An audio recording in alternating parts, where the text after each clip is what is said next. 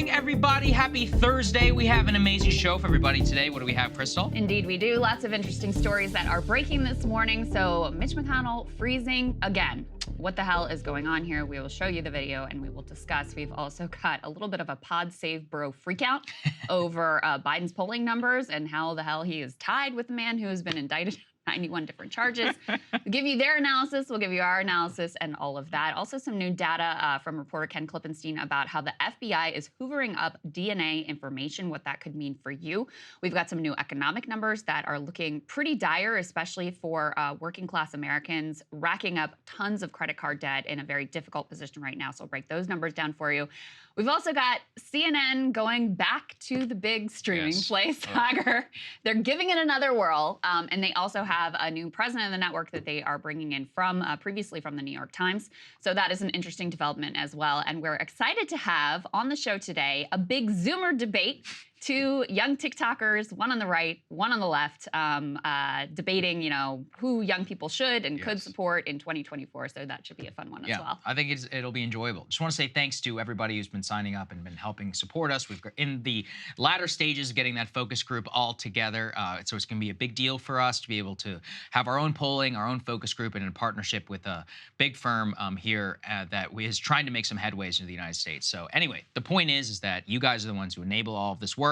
It is very, very expensive, so we appreciate everybody who's been signing up, breakingpoints.com if you are able. And just one programming note, everybody have a good Labor Day weekend. We will have a show on Tuesday. We will not be here on Monday for us and for all of our crew. So we just wanted to flag that for you before we get to right now what is the biggest news. Senator Mitch McConnell, the leader of the GOP in the United States Senate, freezing on camera once again in the middle of a press conference while giving one in Kentucky. Here's what happened. Senator, you're up for election in 3 short years. What are your thoughts on it at this point? I'm sorry, I had a hard time hearing you. That's okay. What are your thoughts on running for re-election in 2026? What are my thoughts about what? Running for re-election in 2026. That's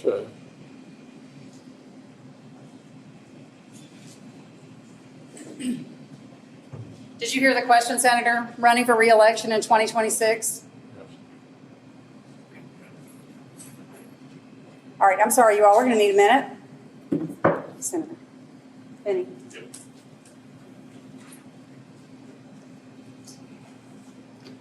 head outside, son.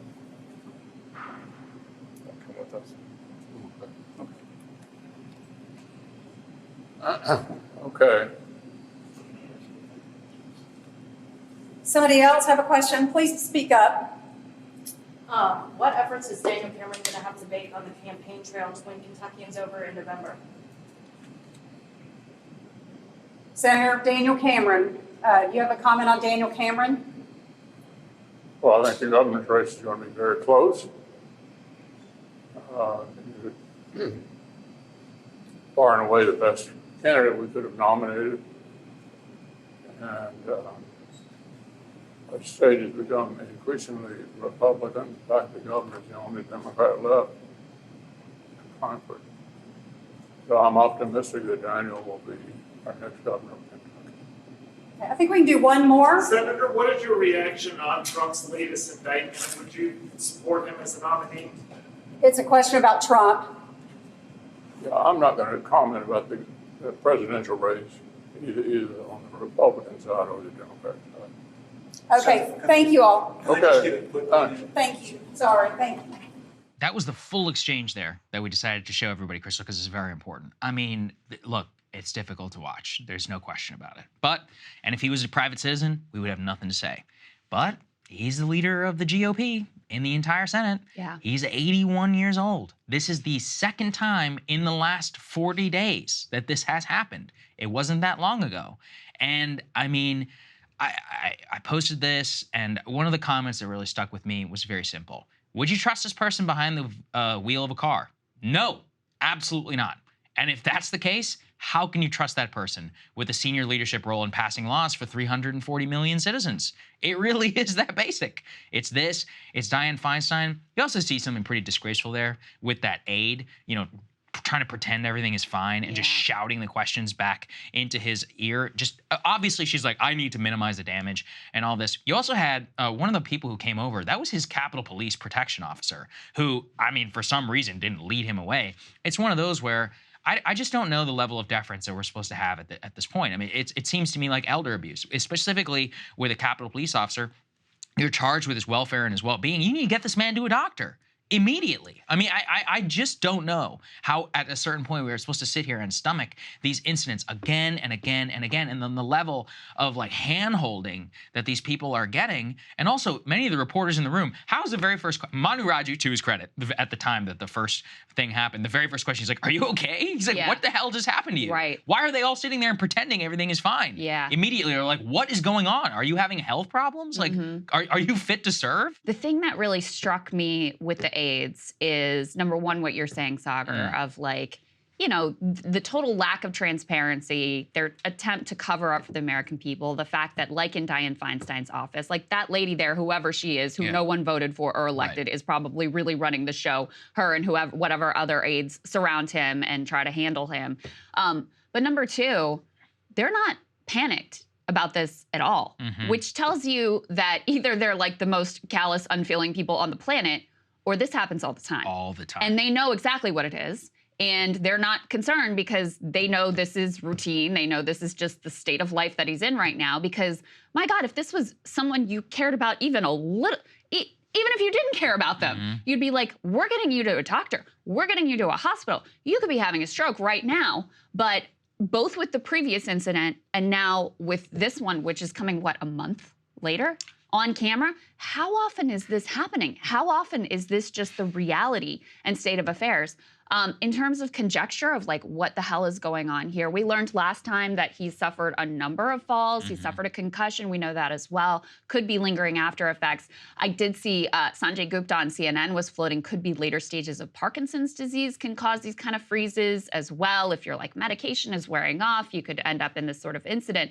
But the fact that there isn't an immediate freak out about it, to me, is a real tell that this is going on all the time. People can't freak out. It's a bipartisan problem. You got the freaking leader. He's the most powerful Republican, elected Republican in the entire country right now. It's absent, Kevin McCarthy. So I guess number two. Yeah. In some ways, number one, because everything does move through the Senate. Yep. And the Democrats can't say anything because the president of the United States is just as old and has just as frequent, like, crazy events happen to him. You referenced just earlier the first event. As we said, this was less than 40 days ago. This was on July 26th. Let's all go and relive that incident because it is so stark exactly how similar this entire thing was. Let's take a listen.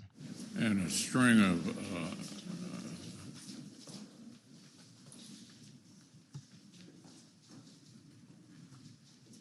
Exact same situation. Let's put this up there. Explanation from the senator's office. Here's what they had to say. Quote, just in, Senator McConnell's aide says that the minority leader felt, quote, momentarily lightheaded and paused during a press conference. While he feels fine, he will be consulting a physician prior to his next event. I mean, what level of gaslighting is this? It's outrageous to just say, but listen, we've all experienced momentary lightheadedness. Okay, I think most normal people can relate. Even on one, I mean, personally, I'm not going to give him a pass on the first one, but the second one in the span of just a couple of, like, in less than a month, ludicrous. And also what you said, the routine nature through which that the guard was handling it, and also the aide, you're like, how much is this happening behind the scenes? Yeah, how many times in the middle of a conversation is a guy freezing? That is the type of tactics that you see in which they handle folks in a nursing home. And in many ways, like, that is what the Senate is becoming with Dianne Feinstein and with him.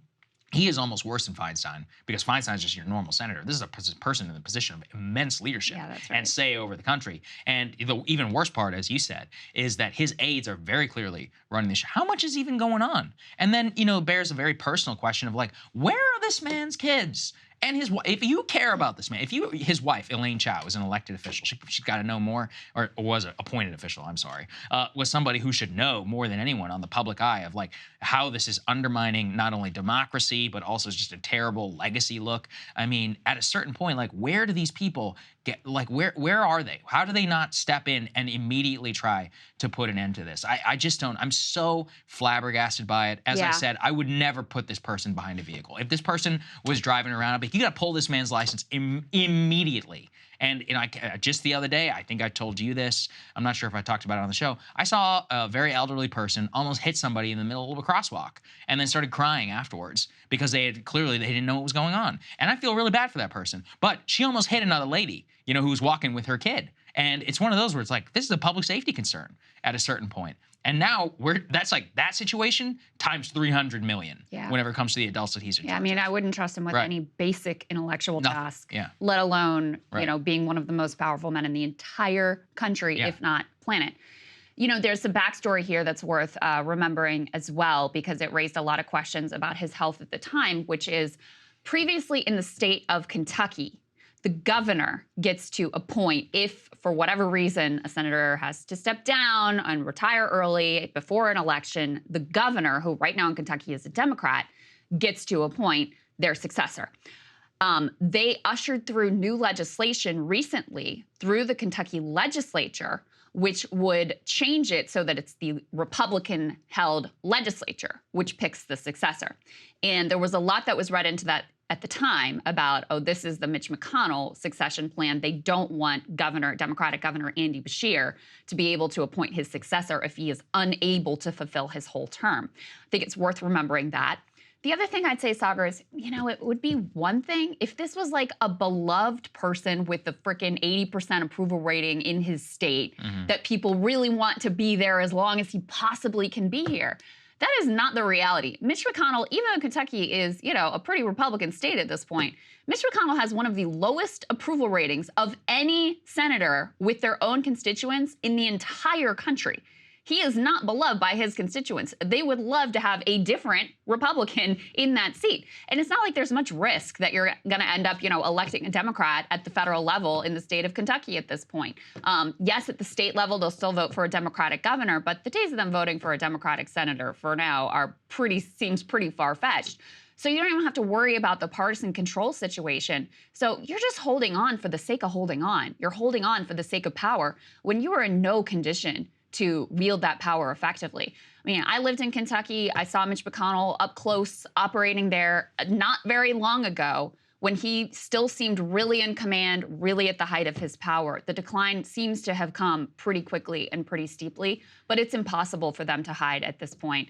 And I do actually think that there's a possibility, just given the frequency now with which these events are occurring and given, all of the media interest in this, given the fact that there are a lot of people who would like him to move aside, I do think it's possible that he steps down in the not-too-distant future. Listen, I would hope so, but the Feinstein situation was a break-glass moment. It's like when you can be genuinely senile and still be told on camera how to vote and get away with it, what are we going to do? And like I said, I mean, it's a bipartisan. People are too afraid of McConnell. Not even of McConnell. They're afraid of his staff now at this point. They can screw you. If you're a junior senator, I mean, on all kinds of little things. Like they can schedule things so that it makes your life inconvenient. They can make sure they don't accommodate you. They can give you a basement office. There's all kinds of little things they can do to make your life absolutely hell. With Feinstein, they've basically, she's become a pawn for Nancy Pelosi to try to get her chosen Democratic successor, Adam Schiff, in there. Right. I mean, that's what's going on there at this point. And previously, Pelosi and Obama propped her up when she faced a primary challenge because they didn't want someone who was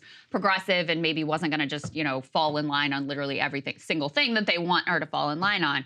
So that's why they've propped her up. With McConnell, I don't know what the political backstory is, who is enabling this, or if it's just all on him that he just wants to cling to power for the sake of clinging to power. Or, I mean, the other thing with Feinstein at this point, I don't even think she's self-aware of how far gone she is, because the brain is just it's sad, but it's obvious for everyone to see.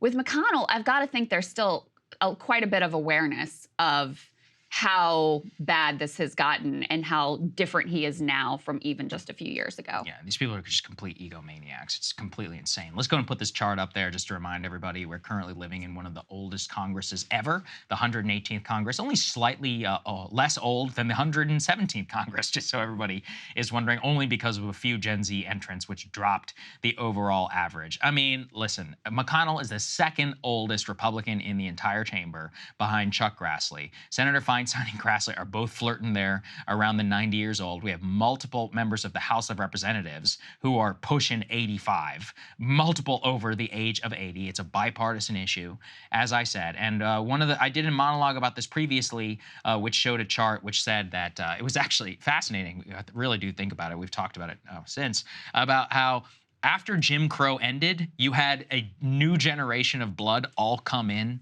to the Senate and into the House because a lot of different people could vote.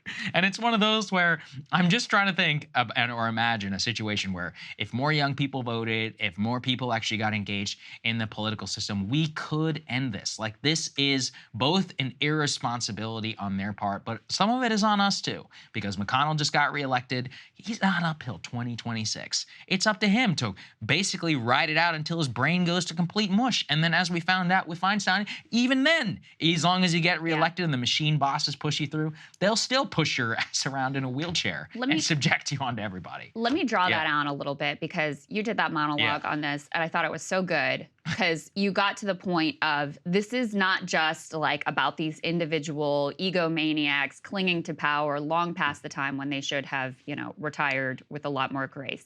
It's really a failure of democracy.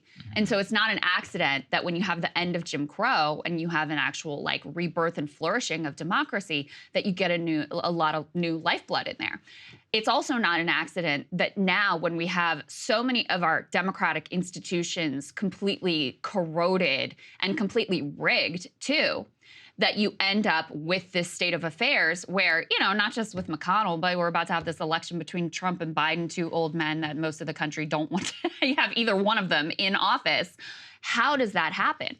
And what you bring up with the McConnell election is actually a really good point. How did it end up that Mitch McConnell gets reelected again and again, even though his approval rating is one of the lowest in the entire country? And it's a number of things. I mean, one thing that is really clear, Kentucky's a Republican state. They want to have a Republican in charge, and so they're more inclined to vote in a Republican partisan direction. That's their choice. That's fine. That makes some sense. But the other piece is, okay, well, then why doesn't he face a primary challenge? Well, anyone would be terrified to primary him, because of, the way money in politics works, the way that the, heavy hand of the party would come down, the way that they would quash any potential political future for you. So that's an impossibility.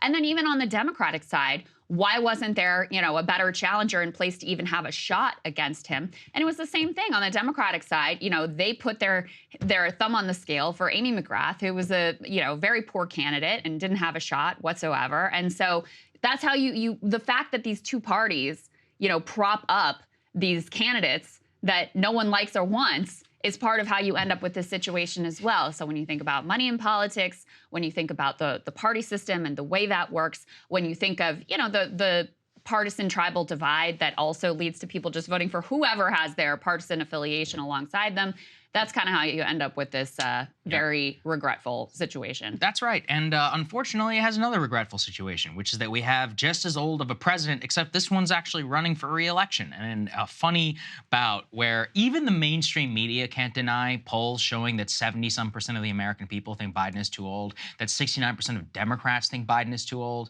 to effectively run for re-election and to serve as president. Just listen, again, to the spin that his aides tried to put on his age. Here was Karine Jean-Pierre on CNN. Here's what she had to say. It is hard for us to keep up with this president who is constantly working every day to get things done and making sure that we are delivering for the American people. And I think that's what matters. I get it.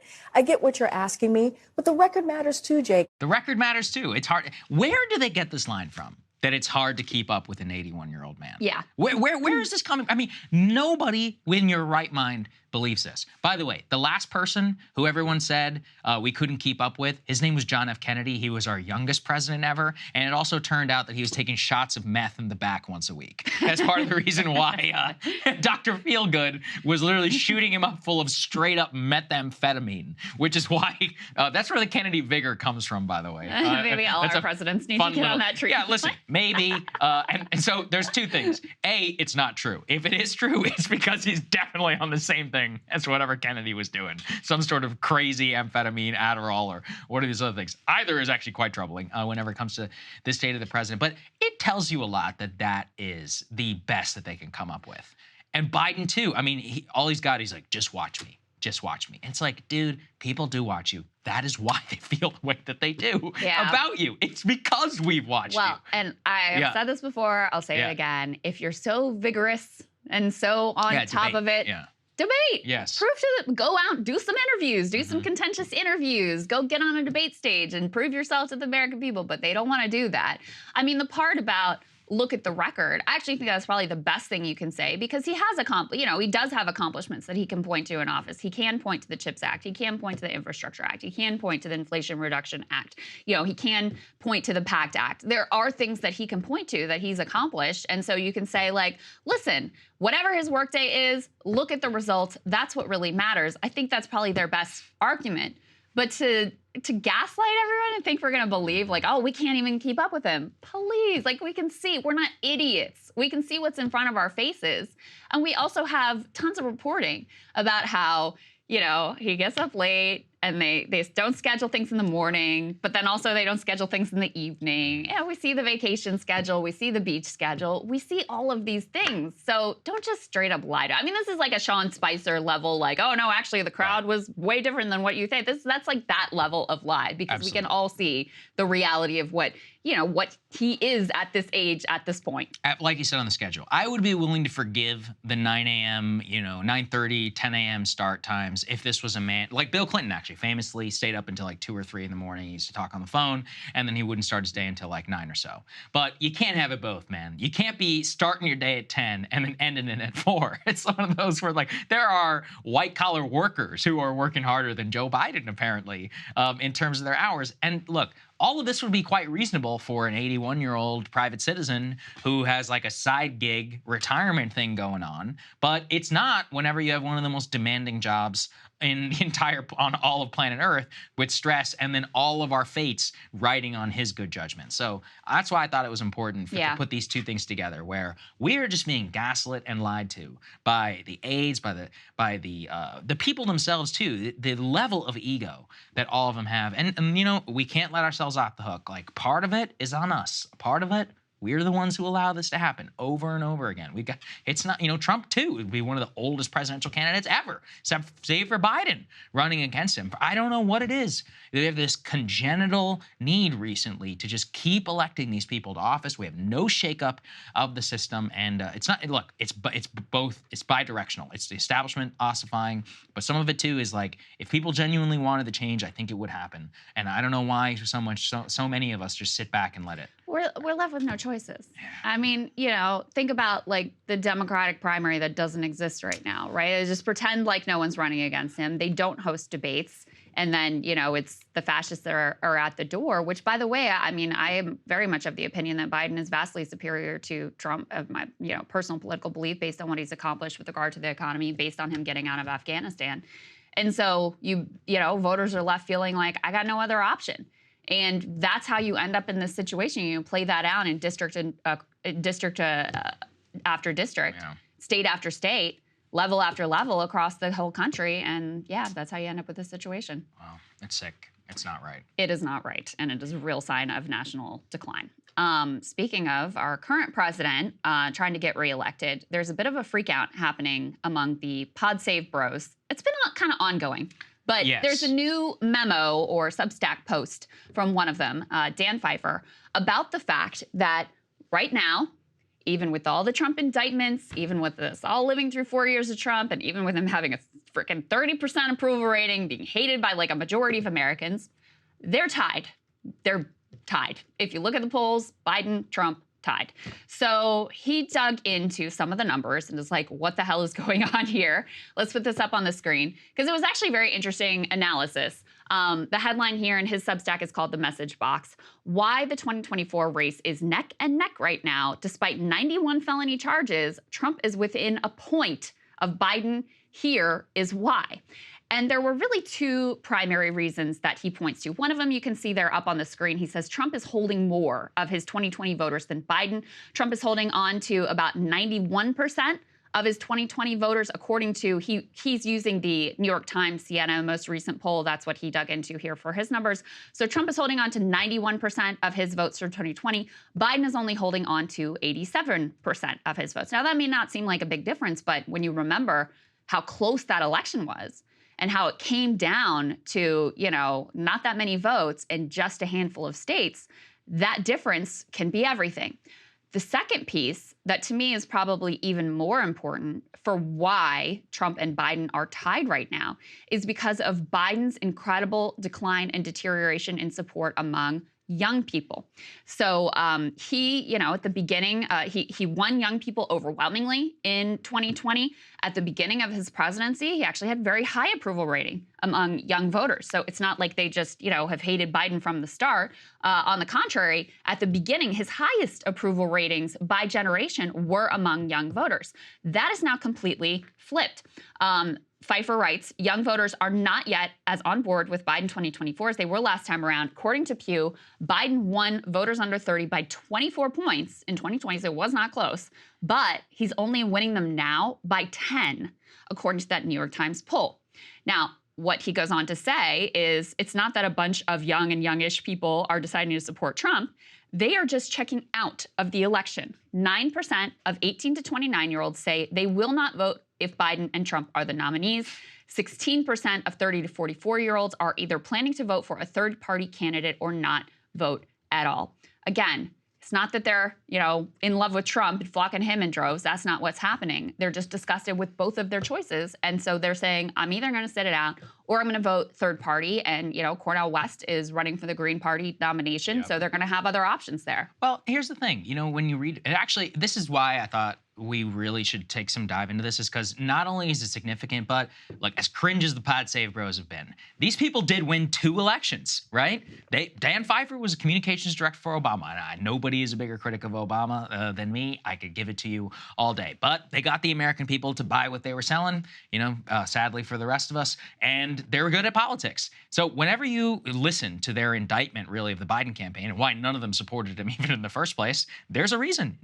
Obama himself famously said, never underestimate Joe's ability to F things up. And in here, what they point to specifically is Trump's strength, his ability to hold on to many of his voters, which always has been his strength really from the beginning of the 2016 primary. But then the very tenuous coalition that elected Joe Biden, of which we even said and saw very early on in his presidency, the slimmest margins deny you victory. Once again, the suburban middle class people, these people are all over the place. Sometimes they're Mitt Romney Republicans, sometimes they're Democrats. Depending on the vibe, they'll vote Democrat. Sometimes they'll vote for their local Republican, but they love Gretchen Whitmer, and they also love people like John McCain. Who the hell can figure them out? All right, so let's put them. Those are the people who really handed him the White House. But then you've got the diminishing returns there amongst Latino voters. You've got diminishing turnout amongst Black voters, and the young voter piece is really key. I think one of the reasons why he's pointed to the young voters is because the drop-off is so immense. If you see just a 9% reduction or that's it. You could kiss Georgia goodbye. You could kiss Arizona goodbye.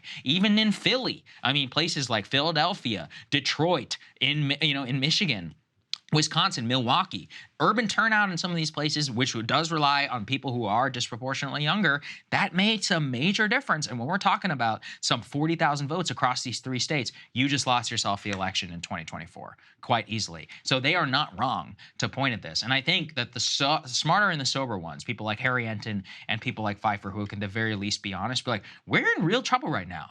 Trump right now is doing better than he did in 2020 against Biden. Biden has got very, very serious work to do. Now, I'll give the counter side. I think abortion is still the dark horse. And there's a reason why the Biden campaign and the DNC beat it to death. Yeah. Every word, the third word out of their mouth. It's like noun, verb, and abortion.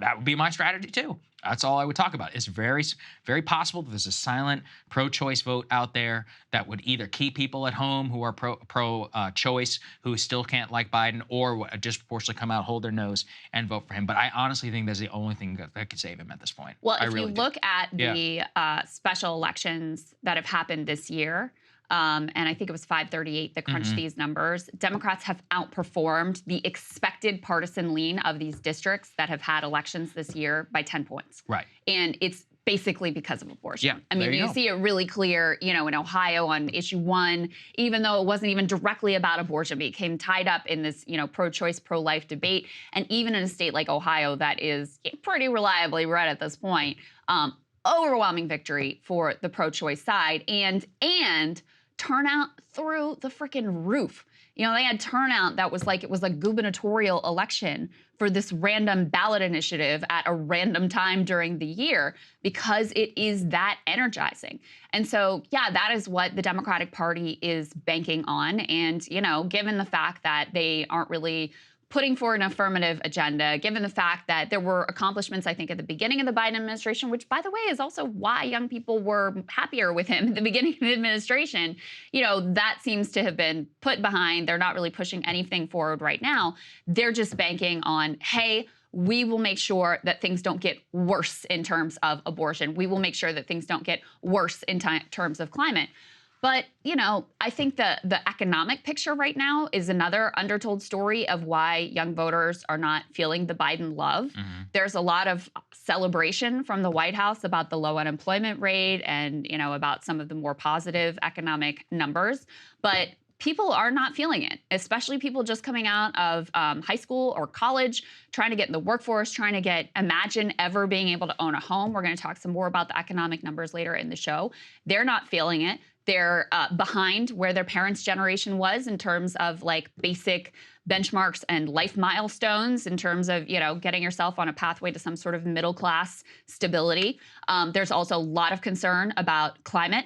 And while at the same time as they passed the Inflation Reduction Act, which has some positive movement in terms of climate change, they also are literally pumping more oil than like we ever have in history. They have just broke what was previously the Obama record, by the way, for oil drilling. So, you know, it's not like young people are enamored with the climate agenda. But the other thing I would say is even putting the specific policies aside, there has been so much contempt and so much disdain for young Americans and their candidates and political ideology. I mean, just think of the treatment of Bernie Sanders supporters in 2016 and 2020. Like, how many years can you get away with just basically like constantly shitting on a generation before they're like, yeah, I mean, if you don't want me here, then I'm not going to be here. So I think that level of contempt that has come from the White House and from the Democratic establishment is taking a toll here as well. Yeah, especially amongst young Democrats, it would make the most amount of sense. Listen, I mean, with the young voters, they are going to try and save themselves. Go and put this up there on the screen. Much to my own chagrin, it appears that, quote, Biden administration is moving to loosen weed restrictions. They're going to try and deschedule marijuana to Schedule 3, entirely removing it from the Controlled Substance Act. The HHS has apparently made a recommendation to the DEA that they move marijuana down to a Schedule 3 substance. This would change in the way that it is federally handled. Schedule 3 drugs are categorized as, quote, having a moderate to low potential for physical or psychological dependence. That includes drugs like ketamine and testosterone. This is after a federal review of marijuana research by the HHS. The executive action that we'd previously seen about the pardons and all of that was kind of a prelude to some of this. Wasn't it Michael Moore who would always say that this is one of the first things that Biden should do in order to reduce turnout? That sounds right. I believe he was, so I guess we'll give political credit to Mr. Moore. He has always said that this was one of the easier ways in order to get younger people to come and vote. But I'm curious what you think, Krystal. Descheduling from 1 to 3 doesn't seem to ring the same as legalization for marshaling younger voters. Yeah, so just to be clear, I mean, number one, so 2 things are true. This is a big deal. It's one of the most significant changes to drug policy that has really happened in our lifetime. So it is really significant. The difference between Schedule 1 and 2 drugs and Schedule 3 drugs is significant. Now, it is still, considered a controlled substance. It is still illegal. And so they're not decriminalizing it. But Schedule 1 and 2 drugs face really onerous regulations. Schedule 1 drugs are effectively illegal for anything outside of research. Schedule 2 drugs can be used for limited medical purposes with the DEA's approval, for example, through a license for prescriptions. And then Schedule 3 drugs, the restrictions around them are a lot more lax. It's a lot lower priority in terms of enforcement. And you'll recall that Biden had previously pardoned a lot of low-level, basically marijuana drug users as part part of this push, because he launched this review before the midterms. Yes, which exactly. also is another tell that this is sort of seen in very explicitly political lens, which, listen, I mean, I certainly support it. So whatever, if it's a cynical move or not, I really don't care. I think it's the right move. It was insane to have it as a Schedule I drug. Like, you even have to acknowledge, to have it as a Schedule I drug with, like, you know, the hardest, most addictive substances you can imagine is completely insane.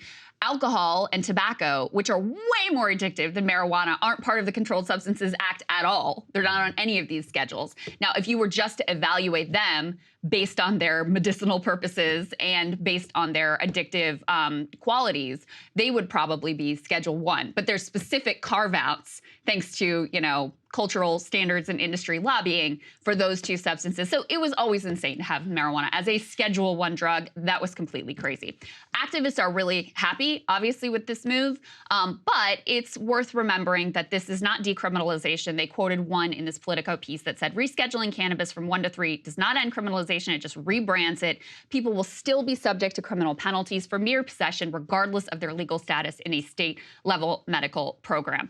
But, you know, this is something, it's not just young people at this point. Like, the American people are overwhelmingly in favor of decriminalizing marijuana. Democrats and Republicans, it's a bipartisan issue. It's one of those issues where the movement on this in my lifetime has been really astonishing and quite extraordinary. But it is a particular, you know, it's seen as a real issue for young people. And then the other piece that I would point to is the movement on student loan debt. You know, the fact that there was any effort to cancel student loan debt, obviously that most directly impacts young voters.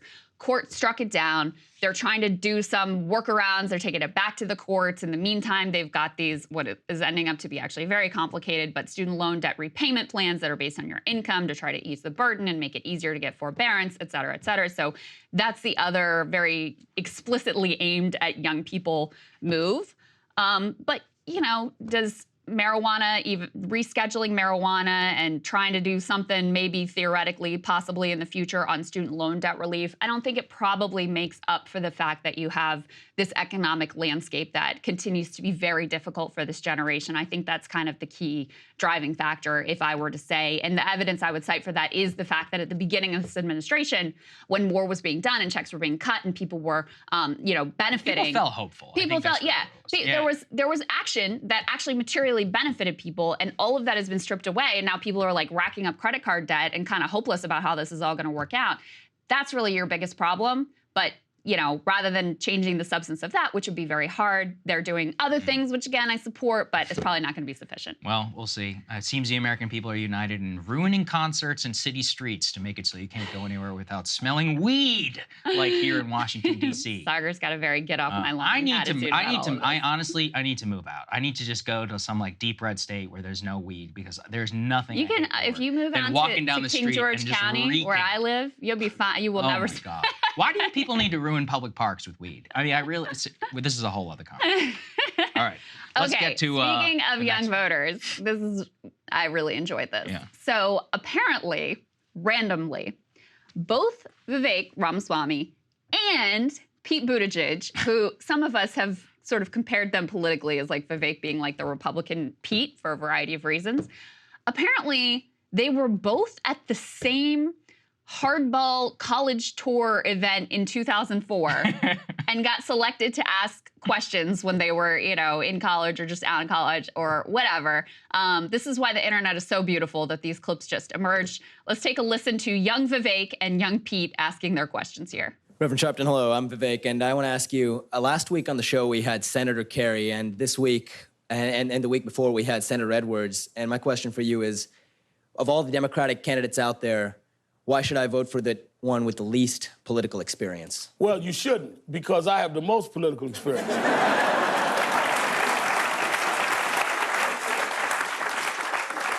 I got involved in the political movement when I was 12 years old, and I've been involved in social policy for the last 30 years. So don't confuse people that have a job with political experience. Whoever. Congressman, why are you the only presidential candidate not attending tomorrow's youth-oriented Rock the Vote forum? And do you think young people's votes matter in your campaign? They matter a lot. That's why I'm here tonight. So Saagar corrected me. They were not at literally the same event. They were there a week apart. Yes. Okay. One was asking Reverend Sharpton, obviously there, a question. Vivek's question is also funny because he's asking, why should I vote for someone with no political experience? But obviously he has no elected experience. Well, he should copy Al Sharpton. I thought Sharpton gave a pretty good answer there, to be honest with you. I can't stand Al Sharpton, and even that was a decent answer. Now I am not saying this, Saagar, but many are saying that this is proof that both of them are CIA. Many are saying, I'm not saying it, I'm just reporting to you what others on the internet are saying. I think I'm somewhat more sympathetic because what I read in the two of them is that they were deep political nerds, and I was a political nerd, just like them, who also attended said political events when I was 21 years old. So, you know, I get it at a certain level. It was a crazy time, Krystal. It was November 2003. We just invaded Iraq. 9/11. Shit was wild, you know? Yeah. And so it's like you want to go to an event and you want to make your voice heard. I will say, rock the vote. My God, like what a cringeworthy effort in order to get young people to vote. Do you remember that entire thing? Of course I remember it, yeah. Oh it was horrible. That's up there with like the DARE campaign and stuff that should have remained in the 2000s. I have an affection for it, nostalgic affection for it. There's like West Wing episodes about how like rock the vote, like that's how you, anyway, there's so much more to say about that, rock the vote. As a former rock the vote t-shirt owner, I should know. I don't know exactly where that went. Probably should have died. The point is, I think with these two, is that you can see deep political ambition, interest, and all that very, very early on in their careers. And I think, you know, that's probably one of the fairest critiques that always was of Pete Buttigieg, of Ramaswamy, and others, is that people find those who are so politically ambitious at such an early age honestly repellent. I mean, I went to George Washington University. Everybody like that. Everybody there was like that, including me. Going back and looking back at myself, you got to be honest. You have to be self-reflective, kind of about who you are and where you fall. And it's one of those where most people don't want it. Most people do not want a politician to be the guy who wanted to be student council vice president when they were like 14 years old. And it's just very clear. True. Like that's what these two guys did. I will say it is kind of interesting, the two paths that they took, because Ramaswamy eventually not only went to law school, but became a biotech entrepreneur and is a near billionaire, where Buttigieg took the much more like traditional path of the PMC, served in Afghanistan, you know, like went over there for like 6 Navy reserves, like all that other stuff.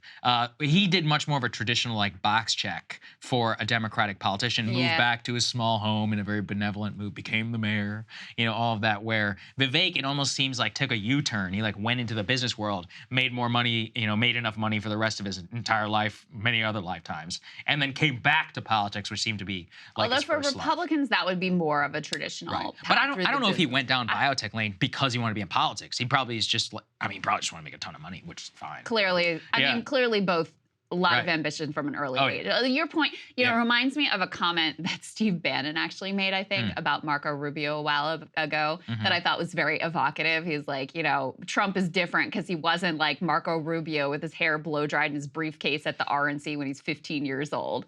And that's kind of the vibe you get from both of these guys at the event. It is also interesting to chart their like political trajectory. Pete, by all accounts, when he was young, was actually more of like a Bernie Sanders social democrat. And then because of the path of ambition within the Democratic Party leads you to being just like a dyed-in-the-wool neoliberal, that's where he ends up. And then Vivek is, you know, I don't know what his political path has been. It seems like he was kind of a liberal at that time, and then he becomes a really hard libertarian, and now he's adopted like social conservatism and is more of a traditional conservative, but also still holds these very hard libertarian values in terms of economics, especially with regards to the Fed and monetary policy and things like that. He's very much like a Ron Paul guy with regard to the Fed. So in any case, it's funny that they were both there. Oh, absolutely.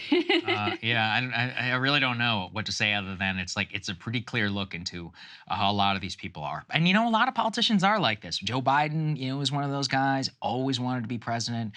Bill, it's like a red flag. And sometimes when you look back, anyone who's obsessed with student government, what's his name? Bill Clinton was president of, I believe it was Georgetown freshman class. He was like student body president there. So, you know, the ambition is deep. People really, they really prefer candidates that it feels like, even if it's not true, that it feels like they were like dragged to power. It is a you know, uncomfortable feeling to look at someone and be like, oh, from the moment that you were aware, you were like envisioning yourself taking the oath of office in the mirror, you know. But I think the reality for almost all these people is that they've had these ambitions for a long time. The every guy thing, navigating to try to figure out where they should land to get there. The every guy thing is so important. That's one of the. It was a real. I think about it a lot in terms of the 2004 race where W famously. I'm not sure if he ever won student body president, but I think he was the social chair of his fraternity at Yale, and it was like the social chair versus somebody like Kerry, who look again. Kerry was like lusting after power from very early on. He was obsessed with the fact that he had the same letters as JFK. You know, turned himself into a Vietnam like anti-war activist. I'm not putting down his service, but he very clearly used it for his political ambition then at the time afterwards whenever he returned. And it's like that, the two contrasts to America, it was very clear people like the social chair vibe. Yeah. They like the I want to have a beer but, vibe. I mean, ironically, like George W. Bush was a Bush. Yeah. His family had raised him to try to be president of the United States. States. It's about affect. But it's like, but the vibes were more like, oh, I'd like to have a beer with you. Even you're the son of like this incredibly wealthy, incredibly powerful political family over generations and generations, and you've literally been like molded into this little political animal. But because he was able to pull off the everyman vibe, he, Listen, I mean, won Kerry, the beer track vote. It's not like Kerry was came from nothing. It's like he also married into a $500 million Heinz fortune and started wind sailing and taking up. He was obsessed with the idea that he was JFK. And, you know, it came to, he did not have even close to the gravitas of JFK. But second, it's like when you put that up, especially in the modern political environment, that stuff is not going to work. So my advice to Ramaswamy Buttigieg and any, you know, future kid who is like me, who's was doing cringeworthy stuff like this, is don't do it. Actually, you really don't want to. If that's something that you have if you have any hope of going forward in politics. My advice would be, it's okay to do it, but like have some core of like principles and values and ideology that you actually, because that's also comes through. If, like, I think about Kamala, where she was changing messaging depending on the seasons, trying to, like, you know, have a brainstorming strategy session about what her core values are. Like, that comes off, where it's one thing to have ambition. Listen, we all have ambitions in different directions, whatever. It's another thing that your only ambition is about your ambition. It's not about doing anything. It's not about a greater good. It's not about any sort of value you want to put forward in the world. People can really see that, and it irks them. Yeah. It really irks them. Okay, let's go to a next story. This is a very important one. Reporter Ken Klippenstein has been staying on this and has actually uncovered some really crazy data. Let's go ahead and put this up there on the screen. The FBI is hoovering up DNA at a pace that rivals China and currently owns 21 million samples and counting. One of the reasons I actually found the story especially fascinating is it details the Byzantine laws which the FBI is using, both in loopholes and also explicitly, to gain more DNA samples from American citizens at a faster pace than ever before. He writes, quote, that the FBI aims to nearly double its currently $56 million budget for dealing with the DNA catalog, with an additional $53 million per year for its budget requests of fiscal year 2024.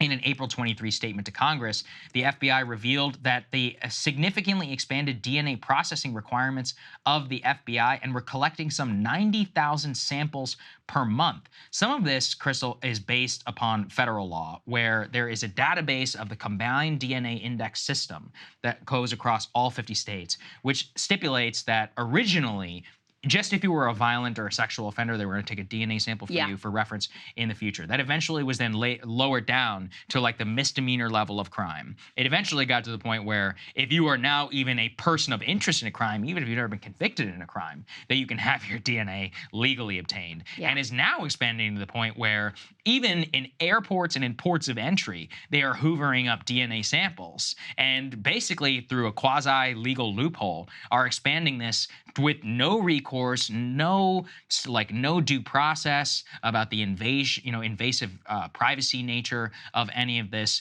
that rapidly expands so they can just do with this data for whatever purposes that they want. And don't forget, there was, I forget which, it was the Golden State Killer, I want to say, the serial killer, who they were able to find him decades after he had committed his last crime, and he was a horrible serial killer, to be clear, where they checked his past DNA against open databases of like Ancestry.com, of like people who had submitted samples, they were able to obtain like a search warrant or whatever for these, and were able to connect it back to him via a semi-distant relative of his who had submitted their DNA to one of these like ancestry websites, which raised a lot of questions. You know, I'm not saying it wasn't good that we caught him. I think it's great. I think he'll die in jail, and that's good, especially recourse for his victims. But it really opened my eyes, that particular case, where I'm like, wow, man. I mean, the way that they are able to use this, it doesn't just implicate you. I mean, if they even have a very distant relative or whatever of yours, they can quite easily use that should they ever want to in any of these types of scenarios. Very creepy when you start to think about it. I think there's a lot to say about this. First of all, your comments about how where this started and where this ended up really illustrates the problem, the slippery slope with the security state. So it starts in a place that basically everyone would support, like sex offenders. Right. We're taking their DNA, right? We're gonna track this. We're gonna keep track of it to try to protect the public, and it would be That's reasonable. It'd be very hard to find a person who could be like, no, you're not gonna do that. But you start in this place that is 100% justifiable and that would have broad public support. And then over the years, it just expands and it expands and it expands and it expands and it expands.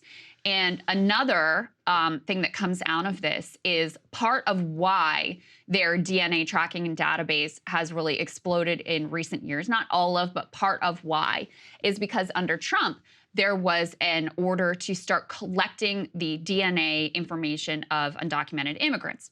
So this program starts under Trump. At the time, because it's Trump, it's very controversial. Well, guess what? Now Biden's in office. He's kept the same order in place, and no one says shit about it. Right. So it just continues to expand. The other piece of this is now obviously, you know, the technology has gotten much better. It's become much easier and much faster with a lot less resources expended in order to catalog and identify DNA. So as the technology, actually we have a quote from this article that makes this point exactly. They say the database is likely to continue proliferating as DNA tech becomes more sophisticated, pointing to the advent of environmental DNA, which allows for DNA to be collected for ambient settings like wastewater or air. Goes on to say just by breathing, you're discarding DNA in a way that can be traced back to you. So as the technology becomes more sophisticated and more seamless, you can expect this program only to expand further. There's been an effort to increase the budget around collecting and tracking and storing all of this information. And, you know, on the what people would say on the other side is, hey, you pointed to the Golden State serial killer. Isn't it good that we were able to identify this person and bring them to justice after all of these years? Isn't that a good thing? Of course it is. But it's also important to keep in mind, number one, that on the other side of the ledger is the millions and millions of completely innocent people who now the government has all of this personal, private information about. That's number one. But number two, DNA hasn't even been that effective overall in terms of identifying those who committed crimes and prosecuting them. Ken writes in this piece, DNA has played an important role, but less than 3% of the profiles have assisted in cases. By comparison, fingerprints collected by the FBI from current and former federal employees linked them to crimes at a rate of 12% each year, according to testimony from the Bureau back in 2004, when fingerprint technology was far less sophisticated. The implication being that it probably is an even higher match rate at this point. So, you know, it's really troubling. Our own intelligence agencies raised a lot of justified questions and concerns about the rate at which China was hoovering up all of and tracking all of this DNA information from their own citizens. And it turns out we're doing the exact same thing at the exact same pace and rate and size and scope and scale. Yeah, that's the creepy part too about about the way that it's collected. And one of the important things to underscore about what you said is, you know, we have this idea from TV and from movies that it is used, you know, to great effect in many cases, and it is in some murder and rape investigations. But the vast majority of crimes and stuff don't entail those. Those are actually quite rare, you know, on a macro scale. So then it comes to the question of like, well, what are we going to do with all this? And then also, to what end, you know, in the future? I've told the story before about how, you know, I entered into the United States from Mexico. I was coming in through a port of entry, and even though I'd never signed up for global entry and I'd never, you know, given any facial recognition or whatever, my face was used in a pilot program by the CBP, or yeah, I think it was the CBP when I was re-entering the United States. And I had never consented to any of this. And they're just straight up using facial recognition software. I mean, it's one of those where like, what? I'm like, I never asked for this. Wait, you know, if they can do this here, what is stopping them from doing the entire country? Actually, the answer is nothing, you know, in terms of whatever, especially when you're coming back in. This is just where it's so direct because you're looking directly into the camera. How many times are you on camera and then somebody is scanning your face? Again, look, you can make a reasonable case. You're like, what? You don't think we should have that for everybody who comes into the country? I don't know, all right? But, you know, at the very least, like, there needs to be some actual transparency and investigation or oversight into this, because when you just start collecting vast DNA samples of your entire population to basically no end, and you have this readily accessible to law enforcement, you know, with what do they need in order to tap it? Are we making sure there are proper safeguards and all these things in place? You're real just one step away from a very bad situation where this data is used for nefarious purposes. And it happens and it expands with no notice, little debate, no explanation to the American people of what the pluses and minuses might be, what the risks and what the benefits are. It just happens. And from, you know, a small program, really targeted, to, you know, basically as much information and data and DNA as they can possibly get their hands on over the course of, you know, several decades. That's how we see the size and scope of the security state just continue to creep and creep and creep across administrations. This one is truly bipartisan, right? Happened under Trump, happened under Biden, I'm sure happened under Obama, certainly happened under George W. Bush. It's the uniparty is really involved in this expansion, and very, very little scrutiny of it ever. So, you know, kudos to Ken Klippenstein for doing this kind of reporting and exposing to all of us what is actually going on here. Yeah, absolutely. So we've got some economic numbers that we wanted to bring you this morning, starting with the housing market. And let me give you a little bit of context here before I put the first article up on the screen. I mean, obviously, we all know how expensive homes are, both in terms of the sticker price and in terms, critically, of the mortgage interest rate that you have to pay. And of course, the higher the mortgage rate is, the more important it is to have a big down payment. So you're paying down some of the principal so that you're getting hit with less of that mortgage interest rate. So it's less critical, even though it still makes this huge difference. Well, in this landscape, if you are a young person trying to buy a house, good luck.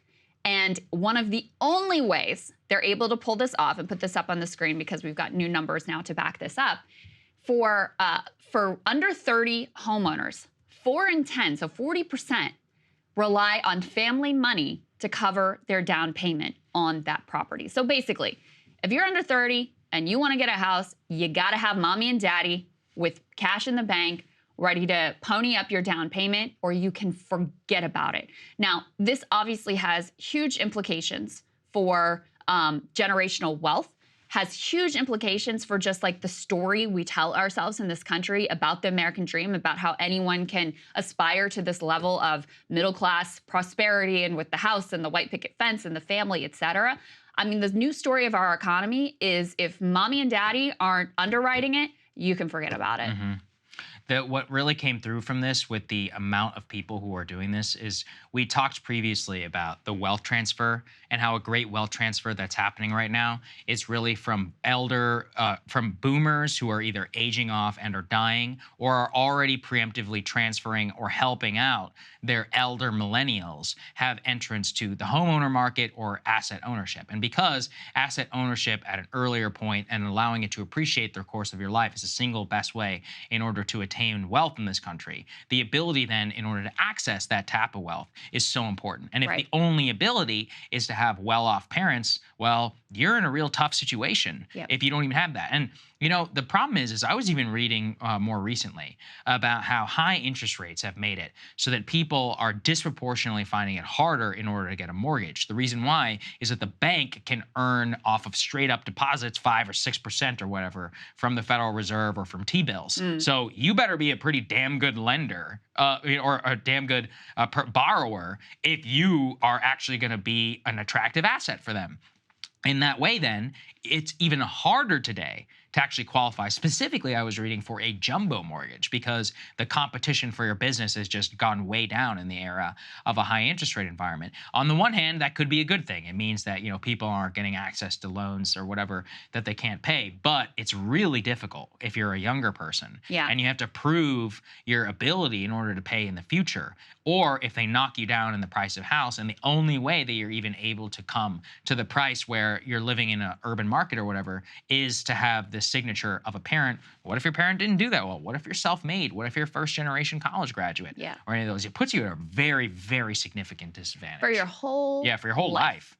And it really creates these hard class lines that it's like whatever station you were born into, that's what station you are likely to remain, regardless of how how well you do in school and you play by the rules and you do all the things that you're supposed to do.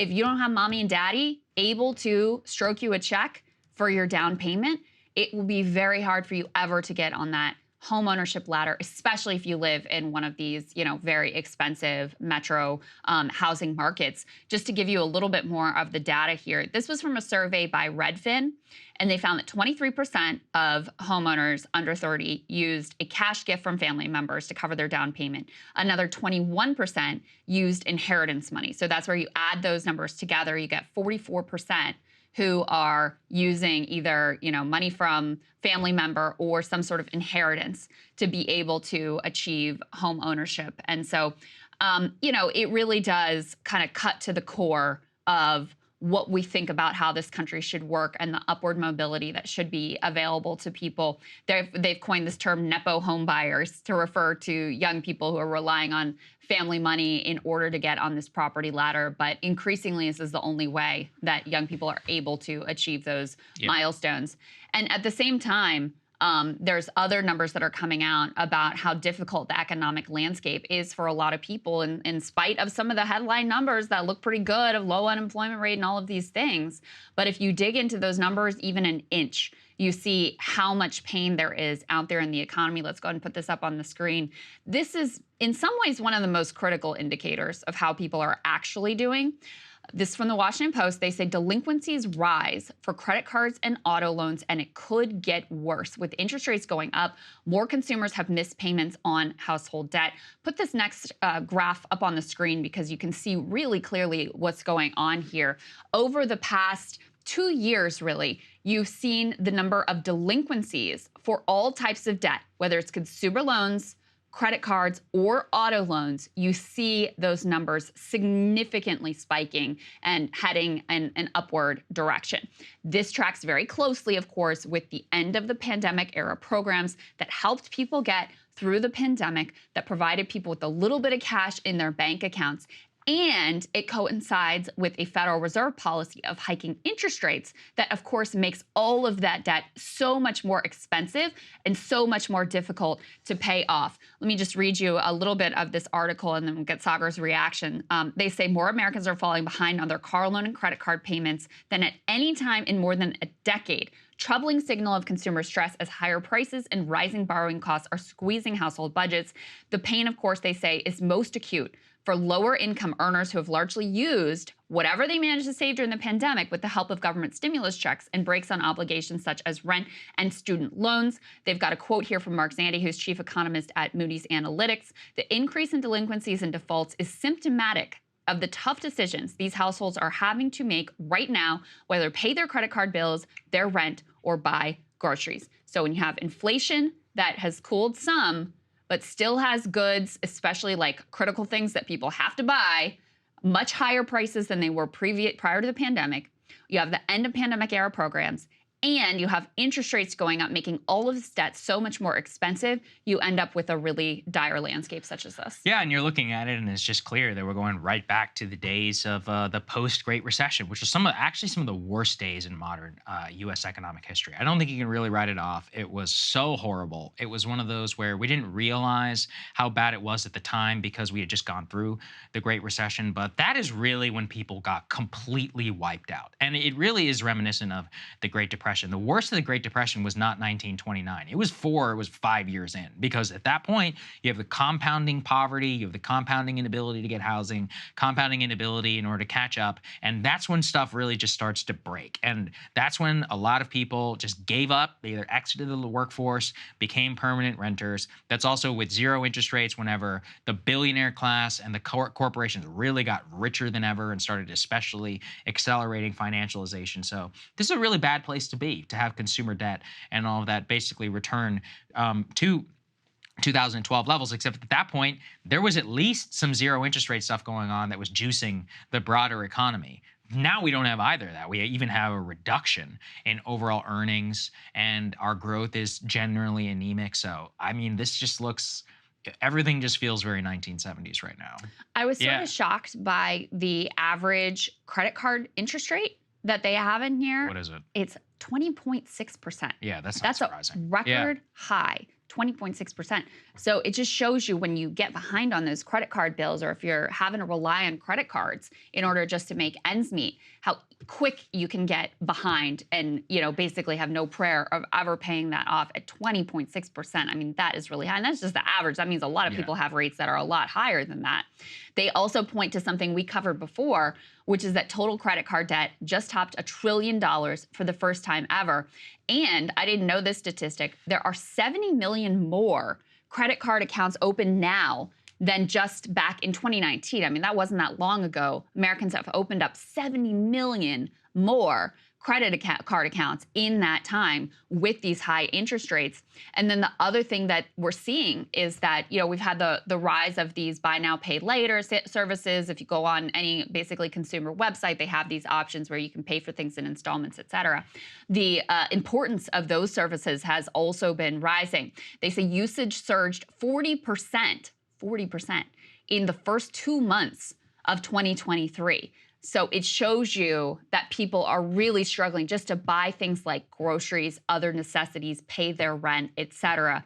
They're having to lean on debt that has now very high interest rates in order to get that done. And they are really squeezed in spite of, you know, any of the celebratory type top line numbers about unemployment being low, et cetera. Yeah, these are the numbers that matter the most. And things were better, you know, a couple of years ago, and now they're getting bad, and they're all on the uptick. So this is the single biggest problem, crisis facing people, the ability to keep up with everyday life. And let me just echo what you said. Please do not go into a crazy amount of credit card like that debt unless you really are in a bad situation. 20% interest, that is, you know, that is horrible, because that's 5 months and you basically doubled. I mean, what are you going to do? And, you know, and especially if you can't make your minimum payments or any of that. So look, you know, I'm not going to tell anybody how to live. I'm just going to beg people, don't find yourself in that situation. I got friends and people in my life I know who are in that situation. It becomes overwhelming and all-encompassing in, you could blink an eye and watch it all just quadruple, triple, or something like that. And then you just feel helpless. You don't know what to do. So try not to put yourself in that situation. But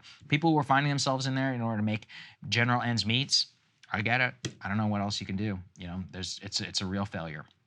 Okay, let's go to the final one here. Fun stuff. CNN Plus, of course, you know, we danced on the grave here for rightful purposes. We still are, by the way, the owners of that proud CNN NFT of the first moments of CNN Plus, what they described as the most historic moment in CNN history since their launch and their founding. And since it failed so miserably the first time, $300 million, they've decided to do it again, except this time make it way worse and even more annoying. So let's go ahead and put this up there on the screen. It seems that Warner Brothers Discovery is now going to test out CNN news alerts while Max viewers are watching TV shows and movies on the platform. So I want everybody to think about your favorite show on Max, formerly known as HBO Max. Let's think about Last of Us, The White Lotus, House of the Dragon.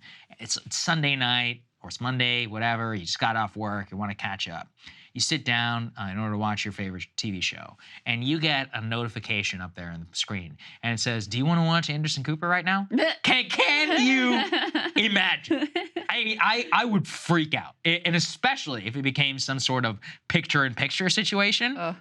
If you're going to ruin my Last of Us time or my House of the Dragon time, that's sacred time. That's like me actually checking out from the rest of the world and driving in to George R.R. Martin. I mean, for CNN to invade that especially after we all had to suffer the indignity of having the HBO name taken off. Yeah. But I said, this actually is beginning to make sense, because they did not want to sully the hallowed HBO brand by turning it into CNN Max, which is what this new live streaming service will be. Now, I guess to their credit, they're basically just repurposing current content. They're going to live stream like Jake Tapper's show or Anderson Cooper's show or any of these on there. So it's not like they're hiring Chris Wallace or any other jokers that they tried to do last time. But I mean, it's still, this is CNN Plus. They're doing what Peacock has done over on Peacock. It is actually offensive. Yeah, it is. Like the idea of you're sitting there watching your show and you get some like news alert on your TV that says Trump just called Stormy Daniels horse face or whatever. Like, I mean, like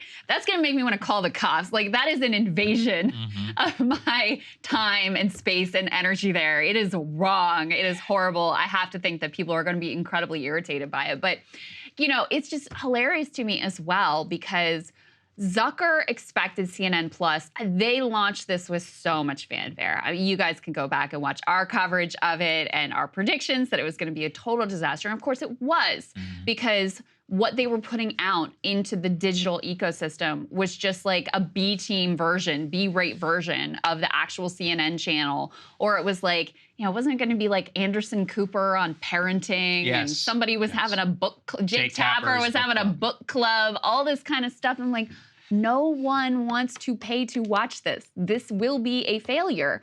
And sure enough, it was. They pulled the plug. I mean, it was the smartest move, honestly, that probably Krystal made, was to immediately pull the plug on CNN Plus, which was losing cash hand over fist, complete monumental disaster. And now they're just going right back to the well with, it doesn't seem like any real, you know, new insight into how this is gonna work out. It's kind of incredible, but they feel like, I mean, I understand the thinking from the perspective of they're looking at NBC/MSNBC has made some kind of a digital play. Fox News has made some kind of a digital play. I don't know that any of these are really working out all that well, but they're doing it, right? CNN knows the writing's on the wall in terms of the normal cable news business. They know they have to do something. That's why Zucker put so many eggs in this basket to start with. But they just have no understanding of what a successful online streaming business would actually look like. And so they're just recreating CNN Plus. It's incredible. Yeah, it's actually incredible. And they also did it at the same time that they are hiring a new chief. Let's go ahead and put this up there on the screen. Mark Thompson has been named the new CNN chief executive, according to CNN. And Mark Thompson is an interesting guy. He actually worked at the New York Times. He was one of the CEO of the companies that actually brought it out of really what was a business crisis for them. But here's the thing. This is a newspaper guy. He previously had worked over at BBC News. The thing is about the way that the Times turned around is the Times currently is not a news business. It's a cookbook crossword business with a news arm. It's basically a liberal lifestyle brand that also has news. And that's traditionally how the news business works. People don't really like to pay for news. They like to pay for other stuff, and then it's subsidized by the news. Well, the news is subsidized by that other stuff. Well, how is CNN going to operate like that? Yeah. I mean, look, at the end of the day, they're fine. They've got these fake cable carriage fees that's going to subsist for them for the next couple of years. They are still rolled into a multi-billion-dollar corporation like Warner Brothers Discovery. HBO, Max, and all this other content can easily subsidize the news arm, but they want it to be profitable the way that it is. How, though, can you turn this around into a sustainable business asset? The Thompson strategy for making CNN successful would be to like resuscitate Bourdain from the dead and basically just make it so that he's on the air all the time. That, by the way, people forget this. He was the most successful thing on all of CNN. I was going to say, that's not a bad strategy. Yeah, I mean, he was once in a generation. Like, where's he going to come from? Right. How are you going to find another Bourdain? Like, you basically have to remove all the news content and make it so that the only profitable part of the network, no more prime time, no more news, any of this. You're just running cooking shows all day long. Or the Charles Barkley, what is it called? King Charles? King Charles, yeah. Yeah, King Charles. Like, that's what you would do every single day if you want to turn it into a business. But that's not how you run a news business. So I really have no idea how he's going to be able to do it. I don't either, but I do think it's a smart hire. I mean, at least he has a track record of taking a news operation and expanding it and getting people to pay for subscriptions in a way that, you know, was sustainable. Like, we've provided this contrast before, But at the Washington Post, they saw subscriptions skyrocket during the Trump era. They bet the whole farm on Trump coverage, democracy dies in darkness, whatever. And so they went all in on that. And then the moment that Trump is out of office and political interest wanes a bit, then their revenue is falling off a cliff. They just went through another round of layoffs. They're in a lot of trouble. New York Times, of course, also got that Trump coverage bump, but they didn't rest on their laurels with that. They also, they acquired the Wirecutter. They launched NYT Cooking. They made it an audio destination with podcasts like The Daily that have been really, really successful. And so they used the momentum from Trump to actually build out their business in a way that would be more sustainable. And that turned out, and the games like you talked about, and sports and all sorts of things. So that turned out to be extremely intelligent. Now, can you translate that into CNN? What would that look like? Of course, it wouldn't look exactly like the playbook that they ran at the New York Times, because print is different than, cable news. But at least they brought in someone who has some track record of success that I can imagine maybe having some ideas here. I have no idea how it works out, though, or what it looks like. Well, yeah, good luck. Good luck to our colleagues, I guess, over at CNN. I guess we wish you nothing but the best. Yeah, but I'm going to enjoy it. I appreciate having another go at CNN Plus to keep an eye on here. I can't wait. The first time, though, that I get interrupted, oh, man, I can't even tell you how angry it's going to make me. Krystal, what are you taking a look at? One of the dumbest fights ever has broken out between Democrats, Republicans, Big Pharma, and corporate media, which perfectly encapsulates the dynamic between the two parties, the pitfalls of our political system, and basically why we can't have nice things. So here is the backstory. As part of the Inflation Reduction Act, Biden and the Democrats passed some incredibly modest reforms to lower prescription drug costs. Under pressure from pharma lobbyists and their own corporate sold-out caucus, they settled for allowing Medicare to negotiate prices on just 10 drugs, with the new pricing not even set to kick in until 2026. So, for those who are keeping score at home, by focusing just on seniors, you're already limiting the impact. By only negotiating prices on 10 drugs, you are further limiting the impact. And by inexplicably pushing it out for 3 years, you are guaranteeing that no one will see any benefit whatsoever for the next 2 election cycles, curb stomping the possible political benefits as well. In spite of this modest, delayed, neutered impact, Democrats and Biden, of course, running around pounding their chest like they just slayed some sort of dragon. They know that, of course, we pay astronomically high drug prices as compared to every other country on the planet. They know this is a massive pain point for tens of millions of Americans. And they know that doing anything about this insanity-inducing, unconscionable state of affairs is extremely popular. So, Biden is leading into these wins on prescription drug pricing as part of his re-election campaign, wildly overselling the benefits in an attempt to convince Americans that he has done a lot more than what he has actually accomplished. So since we took office, President Biden and I and our administration has taken historic action to cut the cost of prescription medication for our seniors. We capped the cost of insulin at $35 a month. Yeah.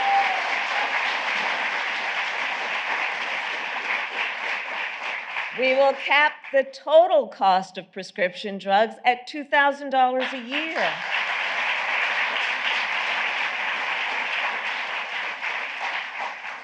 And we have made vaccines free of charge, which will save seniors hundreds of dollars every year.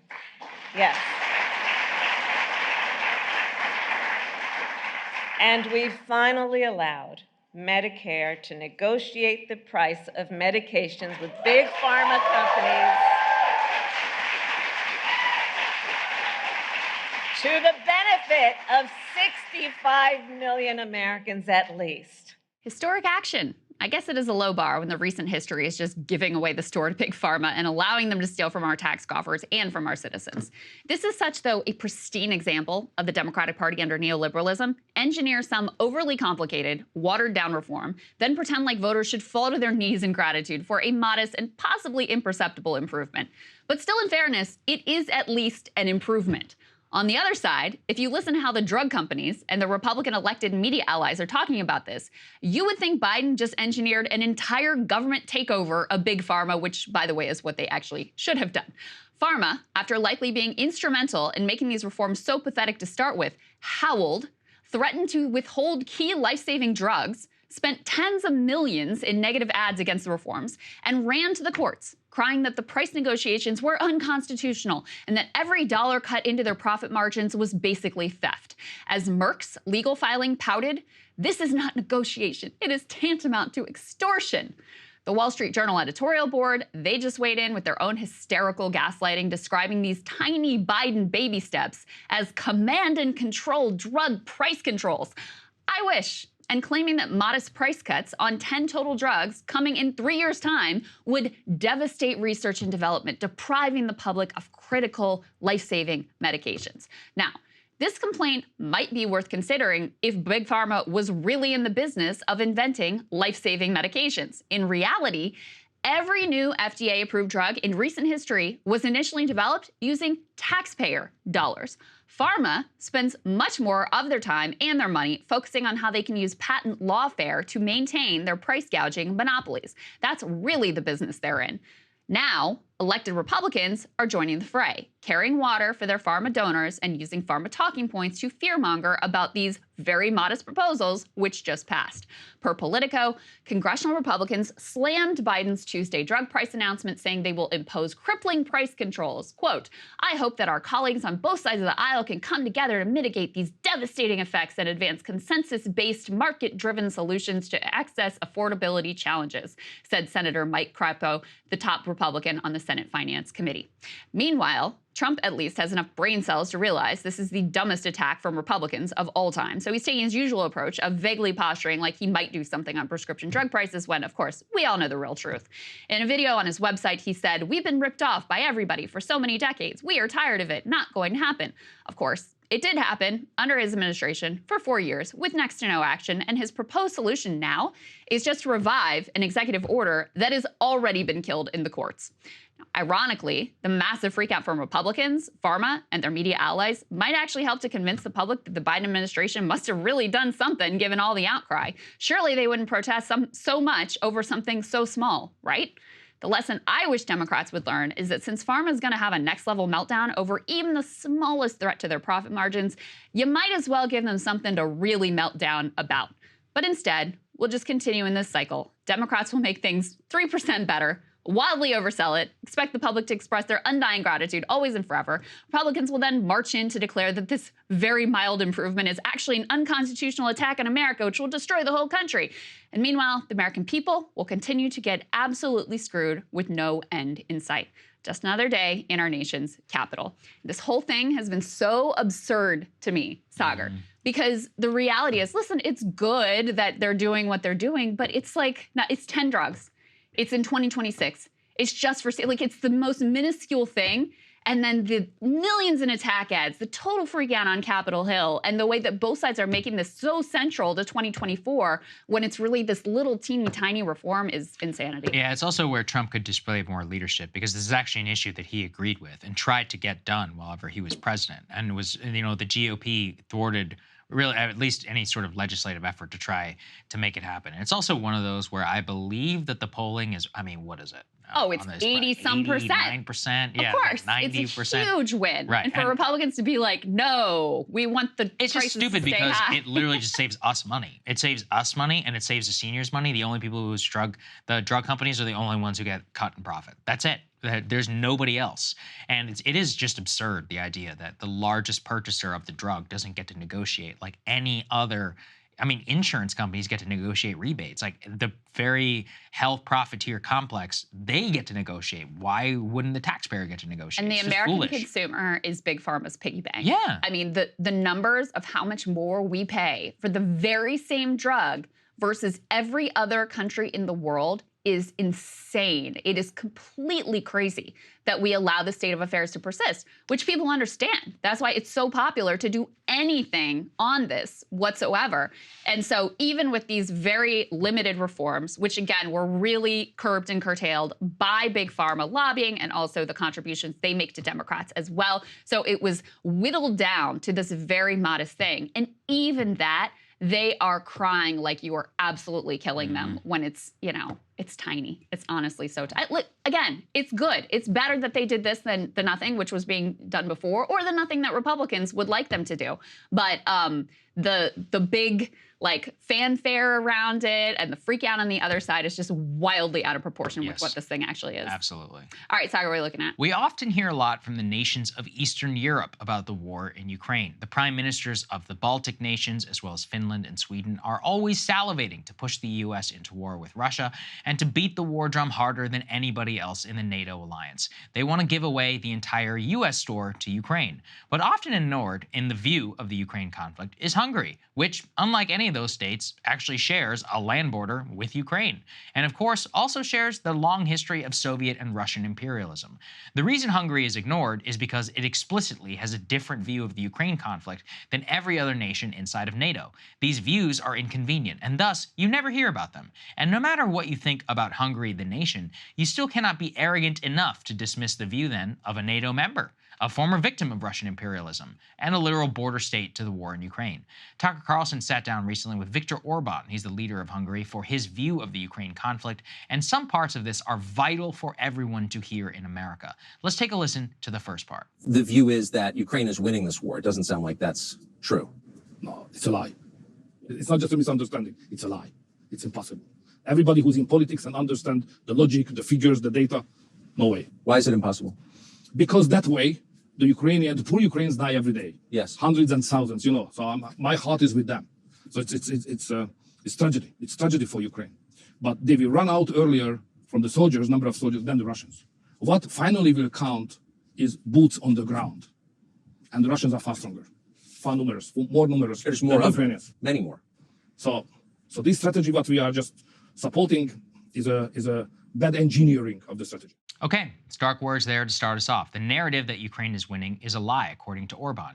Orban says that the number of troops expended by Ukraine versus Russia, and he notes that the Russian colossus's ability to endlessly throw poor conscripts into the fray. The counterpoint to this, then, is that the West must make it so that the war in Ukraine is so painful for Russia that they sue for peace or withdraw, because the population doesn't want to pay the price anymore. Here's what Orban specifically had to say about that strategy. To understand the Russians, it's a difficult thing, especially if you have an ocean between you and Russia. So when we speak about politics, I mean Westerners, what is the focus point of our conversation? The focus point is freedom. How to provide more and more freedom to the people. Yes. When you speak on politics in Russia, this is not the number one issue. The number one issue, how to keep together the country, because the country is very big. And there's a privilege of the question how to keep together the country, and not freedom. Freedom is just another issue, second, third, whatever. First, keep the country together. And that's generate a different kind of culture and understanding of politics. That's create a kind of military approach, like they have. Always on security, safety, buffer zone, geopolitical approaches. It's not our culture, it's a different approach. It's legitimate to have that because it's their history. But we have to understand that we cannot beat them as we do just now. It's impossible. They will not kill their leader. They will never give it up. They will keep together the country and they will defend it. We finance more, they will invest more. If we send more technical equipment, they will produce more. So don't misunderstand the Russians. So they're not going to get sick of Putin and throw him out. Come on, it's a joke. Come on, it's a joke. Strong words again. What is very important, though, about what Orban said is our conception of how our population or some other Western nation may respond to sanctions and death is not the Russian view at all, both at a population level and a governmental level. Perhaps his most important insight there is the preservation of Russian territory and a broader conception of a greater Russia historically is a vital national security interest to the Russian regime for all time. Thus, when something is vital, you are willing to expend significant military resources, population, and endure pain to accomplish it. That has frequently been comparison of turning Ukraine into Russia's Vietnam. First of all, that's dumb because Russia already had its Vietnam. It was called Afghanistan. But the reason why our Vietnam was Vietnam and theirs was Afghanistan was that it was arrogant military adventurism focused on territory far away from the core security interests of both regimes.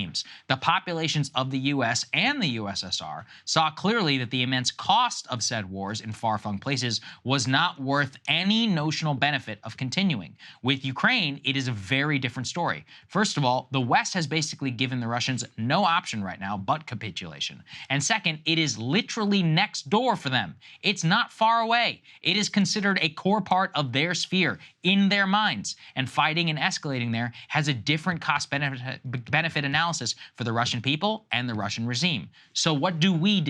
We have a precipice. The current plan by Washington is simple. Pour as much money into Ukraine politically and bleed the Russians dry with the hope that they eventually just fold one day.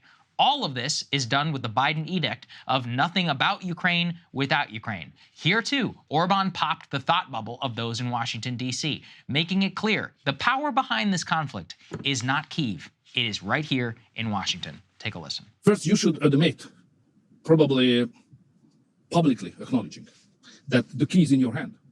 So if United States would like to have a peace, next morning there is a peace. Because it's obvious that the Ukrainians, the poor Ukrainians on their own, they are not competitive in this war. So if there is no money and there is no equipment from the West and especially from the United States, the war is over. Yes. The solution is in your hand. It's in the hand of your president. The present one or the future one. But you will solve it. The United States can do it, nobody else. It's not the solution for the Ukrainians. Of course, it's about Ukrainians. They cannot be neglected. They must be involved. But the real factor is not Ukraine. The real factor is intention of the United States. Yes. If our president wants peace, there will be peace. That's according to Orban.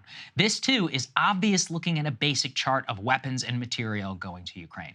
We contribute more than the rest of the entire world combined, including the great powers of Europe. So obviously, then we get the most say. I'm just going to end with this. I'm not claiming whatsoever Orban is the majority view within NATO or even amongst former socialist republics. Obviously, he is not. But it is vital to hear what he has to say, specifically because it allows for dissenting views and debates. Dissenting views and debates which did not happen when we lost our senses and we let every tiny nation of all of Eastern Europe into NATO without a single regard for the consequence of the future. Our current policy in Ukraine is signing us up for never-ending bills, never-ending military supply, and never-ending diplomatic problems at a time when our attention in a different region of the world has never been more important. So I was really struck by what he had to say. And listen, I get it. I know everybody hates Hungary, whatever. Okay, they're a Christian nation. Yes, they don't like immigrants, etc. Put that aside. We're not talking about that right now. We're talking about how do we see how do other NATO alliance members and people who were former socialist republics view the conflict? And where are we being honest about what the future looks like? That is probably the most stark admission that I have heard yet from an actual leader of a NATO military state and who shares a massive land border with Ukraine. Yeah, I mean, I have no problem with Hungary. I do have some issues with Orban, but I mean, I think on this, he's being way more honest than anything I've heard from any American politician, to be totally frank with you. And, you know, the part that really disgusts me is we're effectively, because he's obviously correct that the U.S. is driving this train, that the fact that, you know, the way the war has been conducted, the, you know, continued effort to push it, the continued effort to thwart any sort of peace talks or diplomatic negotiations, that is coming from Washington. We are driving this train. That has always been really clear. And when you really think about that, you come to realize we're using the Ukrainians as pawns. And it is a devastating tragedy in that country, the number of people who are being killed and maimed and the whole nation upended and destroyed. And what is the plan? Like, what is the plan at this point? Because even the thing that's articulated of like, well, I guess we're just going to keep doing it. I mean, that's keep doing this forever. Like, even that doesn't really make sense. Do we really, how does that serve our interest or anyone's interest? So the clarity of saying, yes, it's the U.S. that's driving this train. And stop with the learned helplessness, too, of pretending like, oh, Ukraine's doing these drone strikes, you know, furthest, deepest into Russian territory, and we wish they wouldn't, but what can we? Of course you can do something. Of course you are not helpless in this situation.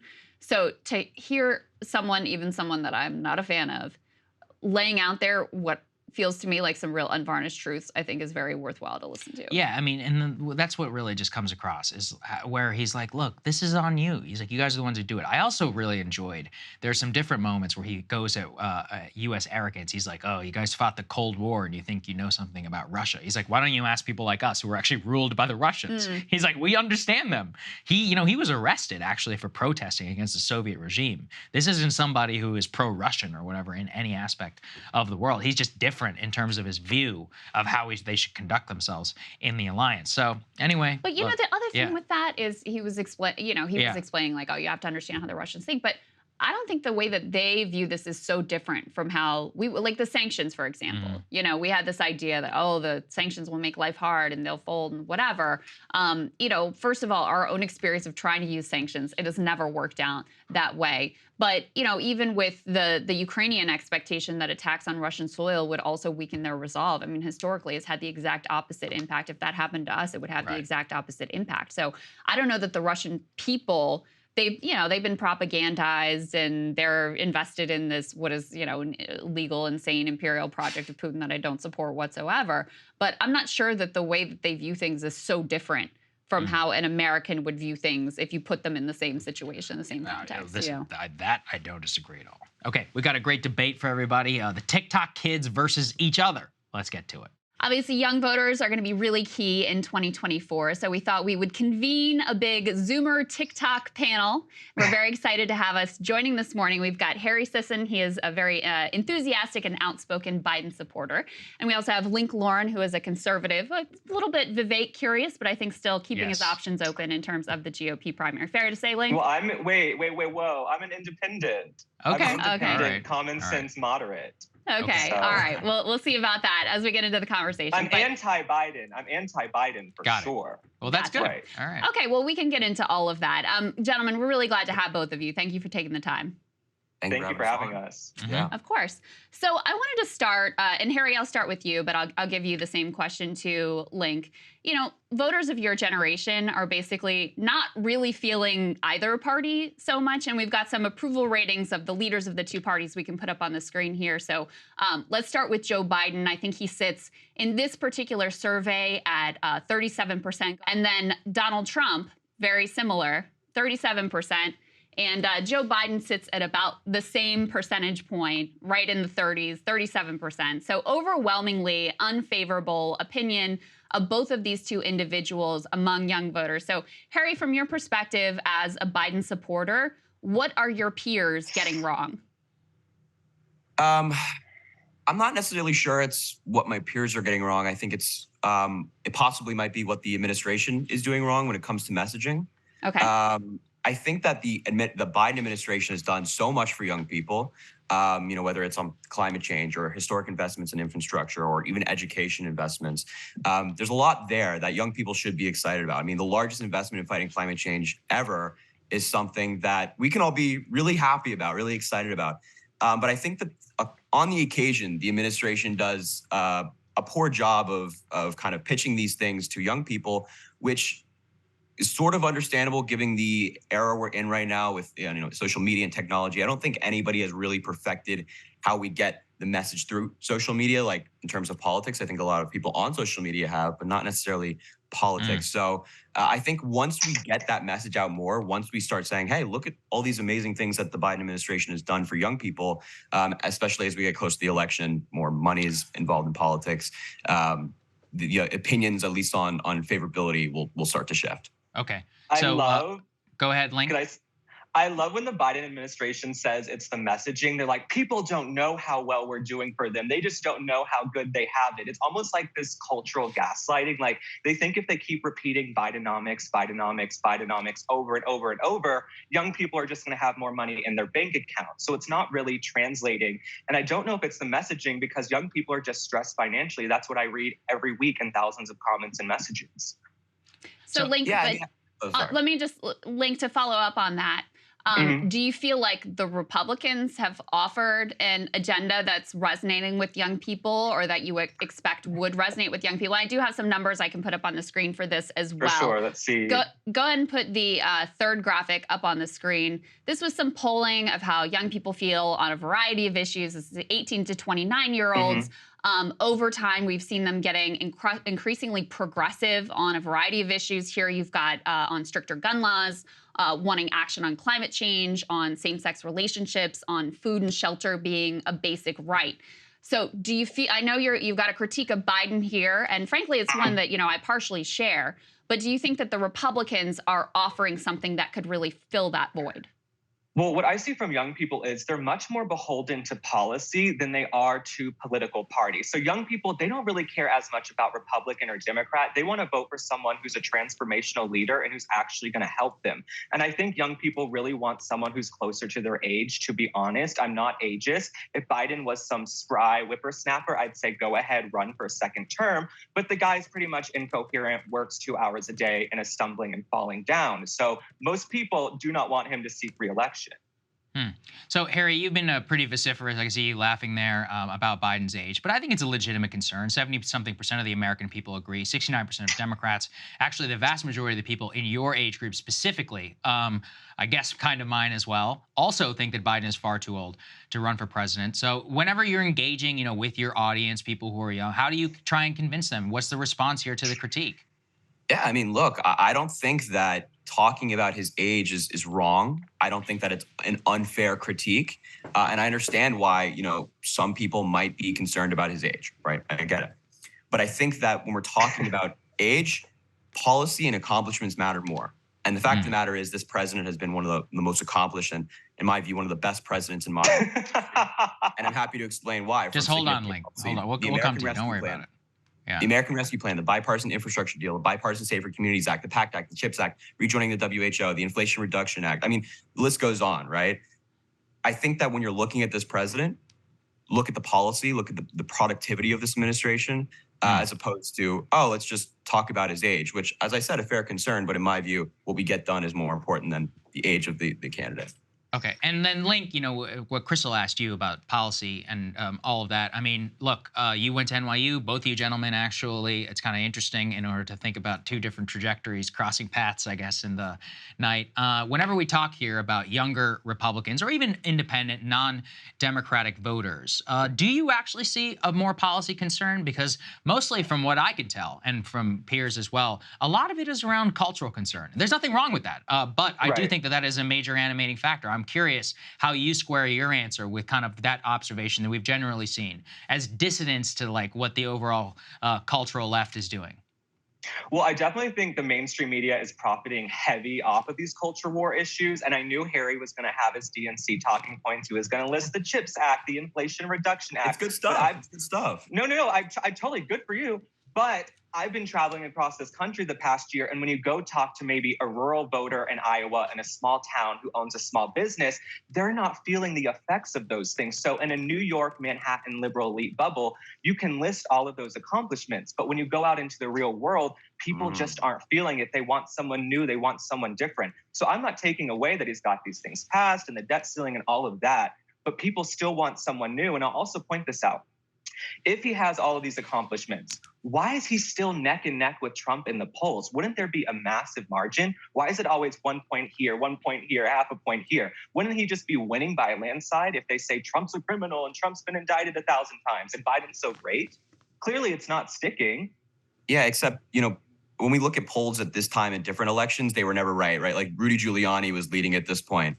And I find the point of, the liberal talking point in Manhattan to be interesting because it's not just, me going to NYU saying all these policies are great. It's like, no, the American people are really feeling this. Like the veterans who were exposed to toxic burn pits, do you want to tell them that, they're not actually feeling the benefits? The people who have had their kids lost to terrible mass shootings, do you want to go tell them that the Bipartisan Safer Communities Act, which expands red flag laws, background checks are not significant? Do you want to go tell the record low unemployment, the people who now have jobs, the more jobs that Biden, like 13 million jobs in the Biden administration, would go tell those people that this administration is not working for them? I mean, or how about the people who were just coming out of COVID? President Biden inherited a constitutional crisis from Donald Trump, inciting an insurrection. People are not vaccinated. Unemployment's still high. Nobody's making any money. Then President Biden comes in, buys a lot of vaccines, gets the job market back open by making crucial investments. I mean, if you would like to go tell all those people that what they experienced was fake, then by all means, but I think we're gonna listen to the American people, especially, we can go into the women and their reproductive freedoms who are being stripped. How about that 13-year-old girl in Mississippi recently who's now a mother?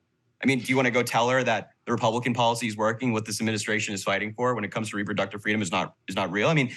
I think that sounds more like a a conservative talking point in wherever you might be living right now than the liberal Manhattaner combating average Americans or anything like that. Link, I did want to get your thoughts specifically on abortion, if you could respond on that piece, because obviously in elections this year and going back to the midterms, it's been a big issue for Republicans. sure. We just had in Ohio issue 1, which was very much a pro-choice versus pro-life. Even in a red state like Ohio, overwhelmingly the pro-choice side wins.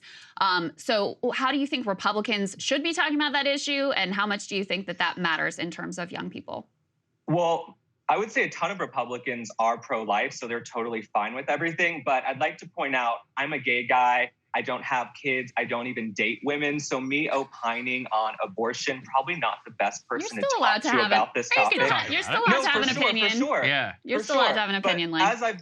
For sure. But when I talk to people, I do realize tons of this country, they are pro-life, and you're going to have people who are pro-choice. So I'm not here to tell people who to vote for when they go to the ballot box. I'm just here to represent the thousands of comments and messages I read every week from people across this country. Oh, I will. I will. Yeah, Republicans across the country are trying to take women's reproductive freedoms. I mean, it's that simple. We don't have to dodge the question. We can just be honest about it. Republicans across this country are trying to take women's reproductive freedoms. We saw it on the debate stage. Asa Hutchinson bragging about all the pro-life legislation he signed. Ron DeSantis bragging about his heart bill. Tim Scott saying he'll sign the most conservative pro-life legislation of elected. Donald Trump saying that women should face punishment if they get an abortion. We have Alabama now suing or threatening to jail people who even assist women to get abortions. Not, the doctor, not the woman, but even people who assist.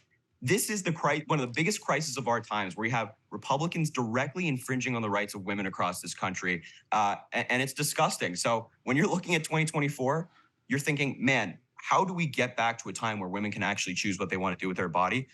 You look at President Biden, you look at the Democrats who have a record of putting on pro-choice judges to different courts, and even the Department of Justice right now, under President Biden, under Attorney General Merrick Garland, have sued consistently in these Republican states to get these bans overturned. Now, sorry, I don't want to take up too much time, but this is a very important issue.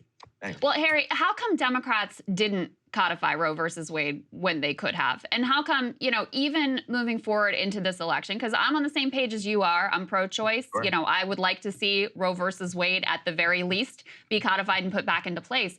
That's actually not the message. That's not actually what they're pushing for. What they are saying is we just won't do the bad things that the Republicans are doing. Don't Democrats owe women, young people, people across this country more of an affirmative agenda to restore the rights that were lost, given that you do have these what in my opinion are atrocious situations of 13-year-olds being forced to bear their rapist babies? Don't Absolutely. They have a responsibility to go further than just saying we're better than the bad guys? Krystal, I couldn't agree more, right? I couldn't agree more. I think that, in my view, though, the administration has laid out, especially President Biden, how they intend to reinstate these rights, whether it be through judicial nominees. President Biden has always said, I will appoint pro-choice justices. If there's an opening on the Supreme Court, you have Clarence Thomas in the 70s, Alito in the 70s, Robert Sue served for 15 years.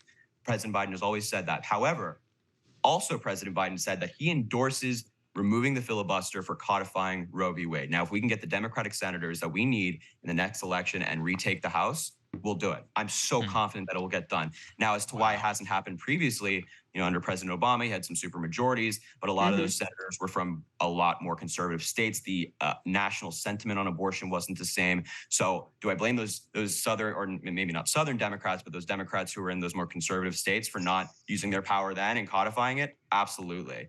But the political kind of landscape was just a little bit different then. But it's still a missed opportunity, and I think if we get that opportunity again, we will take it. Link, young voters, #1 issue at the polls. You said you're an independent, you're anti-Biden. If you're young, why should you not vote for Biden?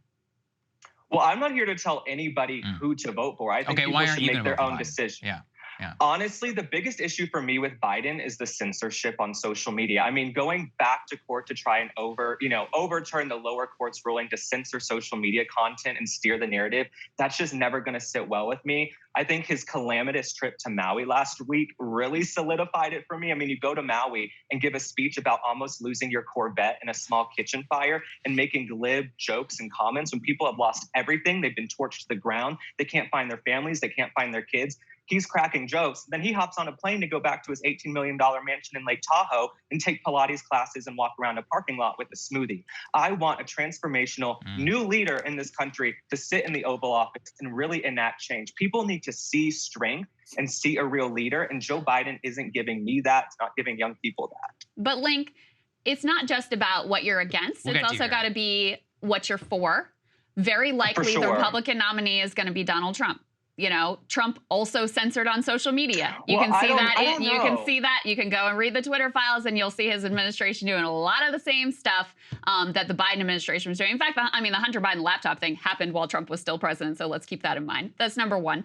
Number two, I mean, in terms of hurricane response, he was, very late in terms of his response to Hurricane Maria. He took 13 days. He showed up for 2 hours. Go back. Go back and look how Donald Trump did. No. It took 13 days, and then he was back in the Pilates studio. My question to you directly, and then I'll get Harry in. My question to you directly is Trump better than Biden? You know, would you, if that's your choice, Trump v. Biden, or would you vote third party? Like, what would be your choice in that situation, and why? For sure. So the thing about American politics is you never know who's going to emerge. I mean, look at how many candidates were on the stage last week, right? So I'm going to keep my options open and see who I feel in November of 2024. But Link, listen, but let's be real. This is what it's likely coming down to.